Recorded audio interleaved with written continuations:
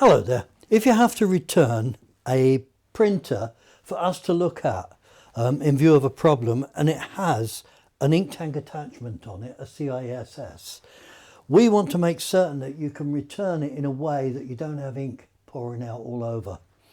Now, with the cartridges actually installed in the printer, all you need to do is turn the printer off at the printer's button and the carriage will park up, and that's it. It will park on a pad and you're good to go there.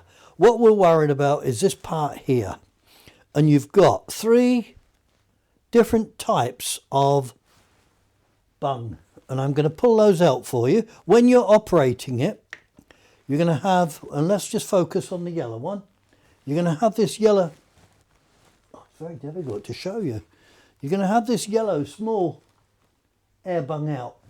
We need to make certain that that is put back in, and all you do is line it up and push it down, and that's it. We want to be certain that you've got the big bungs in, you've got the air bungs in, and you have these priming chamber bungs in. With those in, no ink can come out, and all you would do is close it up and pop it in the box that it was supplied in along with the printer, and it should arrive with us safely with no leakage. I'll take you through that one more time, and this time we'll get really interesting. We'll use magenta.